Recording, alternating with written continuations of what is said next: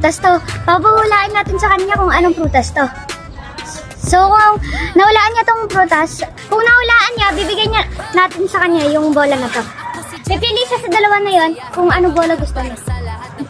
So, anong prutas to? Grapefruit po. So, siya talaga yung manalo nung nagpahula tayo neto. So, bigay na natin yung bola. Paano mo nalaman grapefruit? Sa Google po. Oh. So, anong bola dito gusto mo? Tatlo to. Ay!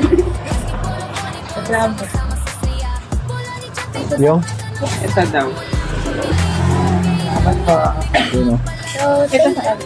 So, guys, siya talaga yung nanalo nung huling nagpag-guess tayo ng netong prutas na to. Naalala niyo ba yun? Maraming salamat po dyan. Sino ba si Jepay? Siya si Jepay ha, hindi ako si Jepay. Tawag niyo sa akin Jepay. Jello po. Road trip paradise po. Ah, sa Paradise. So, ano pa? Lapit yun? Diyan lang, sa may slide. Sa may slide lang yun. Ilang bola mo na. Pangalawa po.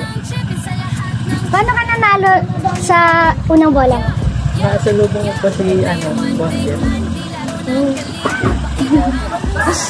So, Tapos, Pinapunta pa ako dito. hindi, binati niya ako doon. Sabi niya, uy, siya yung may-ari ng Doride, oh.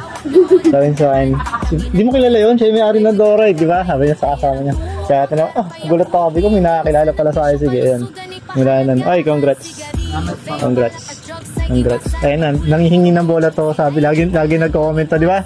Nag-PM ka ba na pahingin bola? So ngayon, hindi ka na manghingi ng bola, pangalawang beso niya yan. Congrats. Okay. Ayun o. Sama na.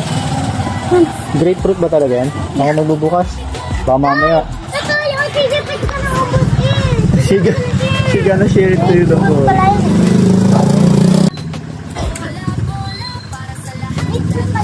Grapefruit today.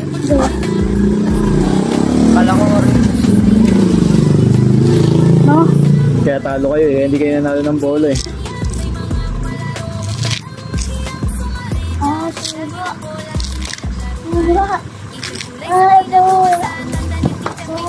Grapefruit nga, hindi siya suha.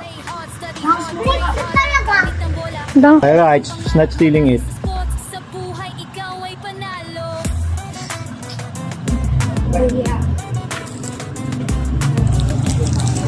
Oh.